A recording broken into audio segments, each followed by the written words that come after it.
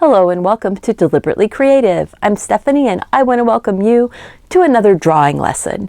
This time in honor of October, it is a Halloween scarecrow with a pumpkin head. I think it turned out really kind of creepy and kind of fun.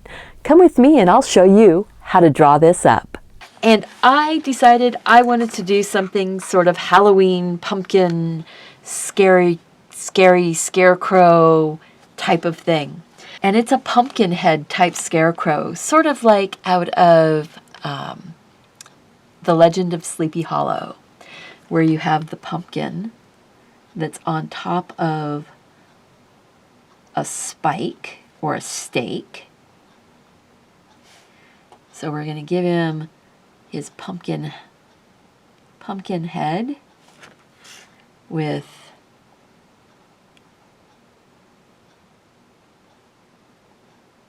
the nice lumpy stem there. There we go. All right. And then he's got those lobes.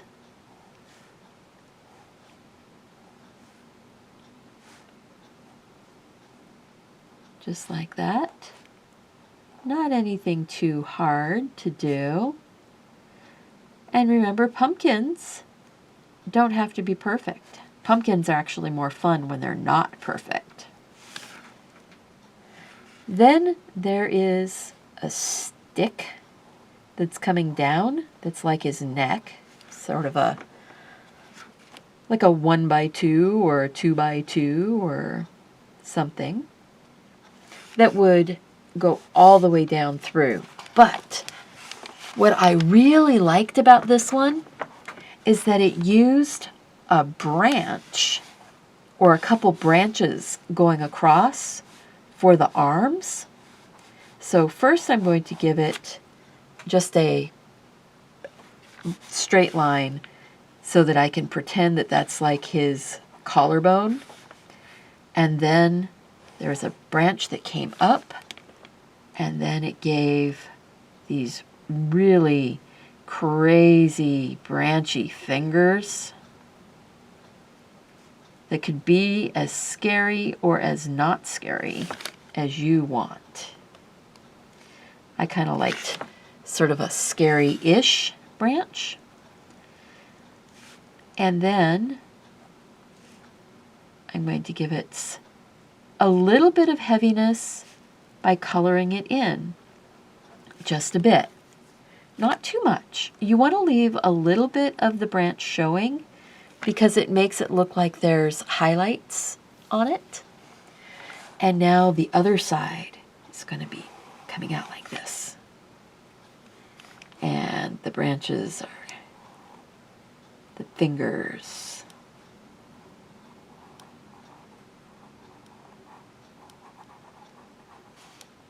There we go. And you don't have to get too detailed too far down in, because his cloak or his cape or his coat or clothes or whatever you want to draw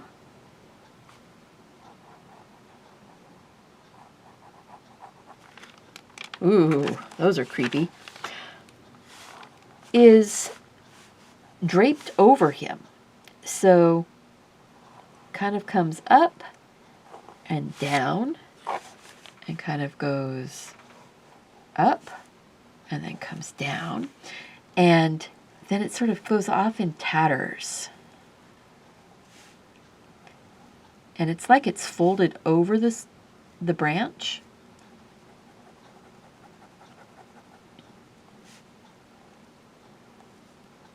But it doesn't have to be perfect. And now, because I left those lumps and bumps on the top, I can get, so it looks like it's fabric that's sliding down some. And then tatters again. And just sort of color that in just a little bit inside. look like it's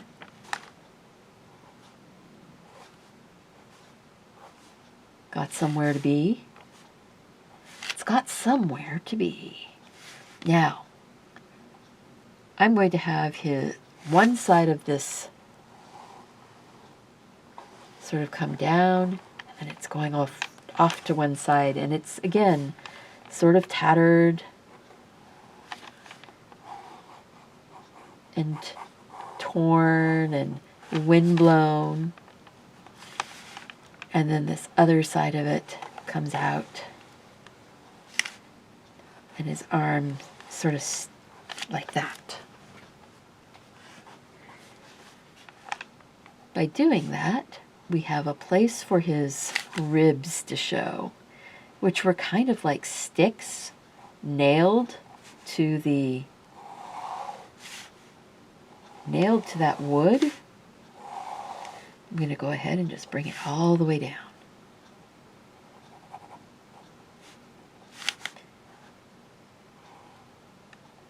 And even though I'm going across on the front of that piece of wood, that's okay. There's going to be some shadowing and some lines going along. So, you know, we're okay.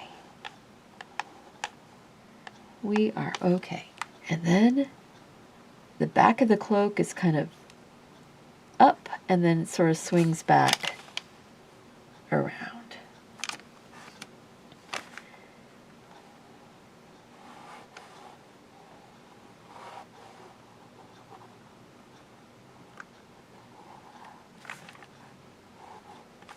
And there's some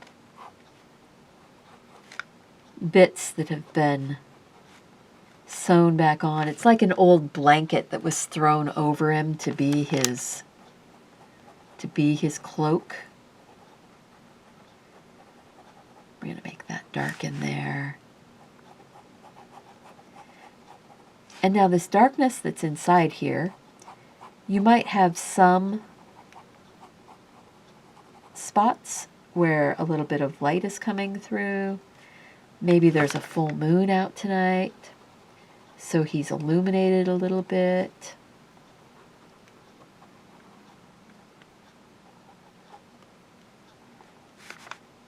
The board is kind of broken off here.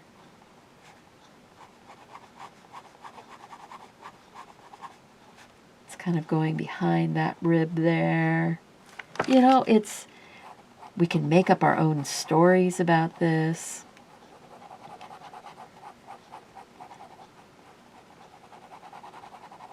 And this one is one that you can actually do that sort of scribble fill.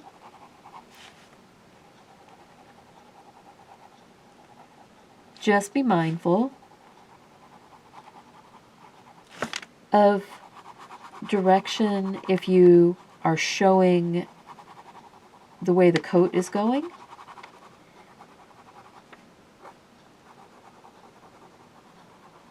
You know, so give it a little bit of a torn up edge. And if you do that, you want to make sure that you sort of shadow it a little bit, leaving some spots that are highlighted.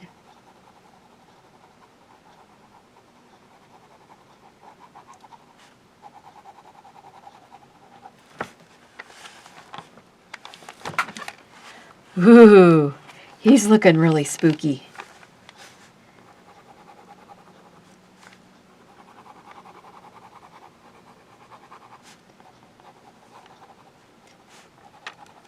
And I like black and white line drawings for Halloween stuff.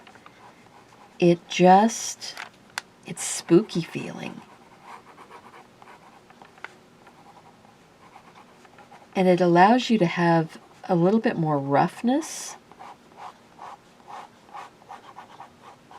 and almost more age to your stuff, to your images. So let's see. I think there's a patch that was coming around that way.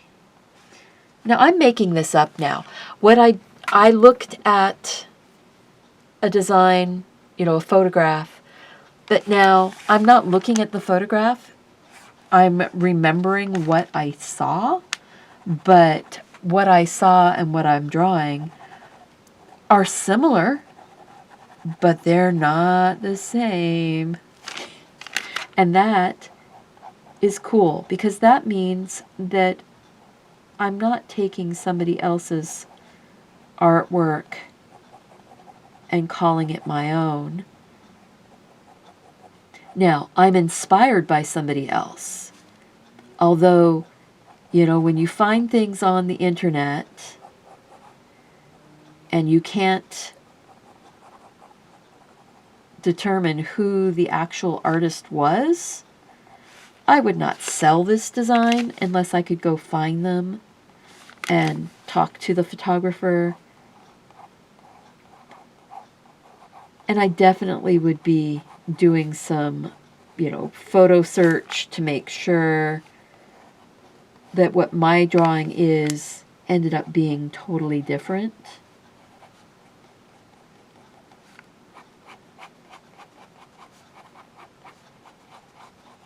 You know, because photographers are artists also. And just like I wouldn't dream of taking another artist's, you know, a painter or an illustrator, taking their art and calling it my own, even if I drew it over again. A photographer found that scarecrow out in the field and took a picture of it in certain lighting that evoked an awesome, awesome feeling.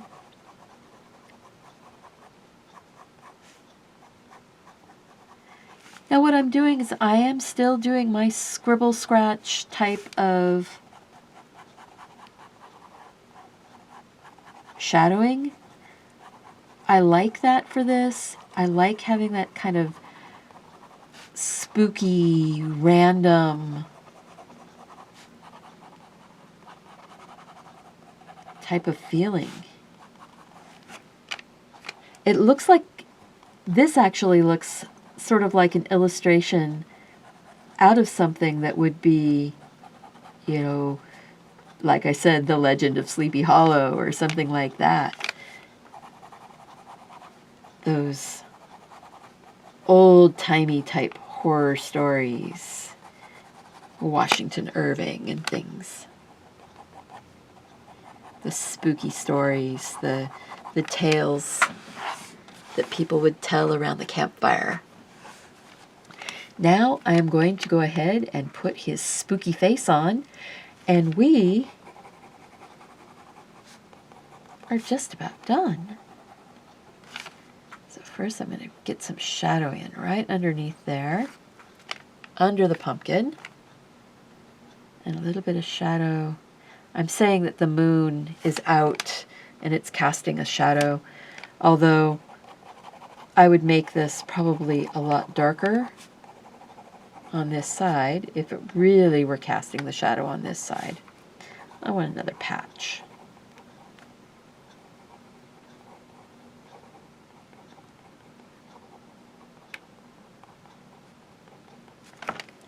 Right there. All right, he looks torn and tattered. His bits are stringing off. All right, put his face on, and then we are done. So, if you enjoyed this, I hope that you will click that like button, subscribe to the channel, share the video with your friends, and leave me a comment. Let me know what you think. Would you do a pumpkin like this? Would you do a scarecrow? Do you have any other ideas of things that you would like to see me try? I do already have a spider. I do, and that was actually done last year. And I'll go ahead and link that up here. So you can have that spider. I drew a pumpkin jack-o'-lantern with a witch's hat and a bat last week. That was in the speed video. I haven't done it as a standalone. I'm going to be posting this one as a standalone and as part of my speed video series, my recap of the week. So I hope that you are enjoying this.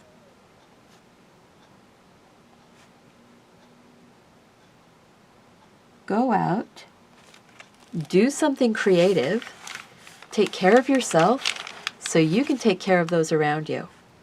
And I hope to see you back here really soon. Bye-bye.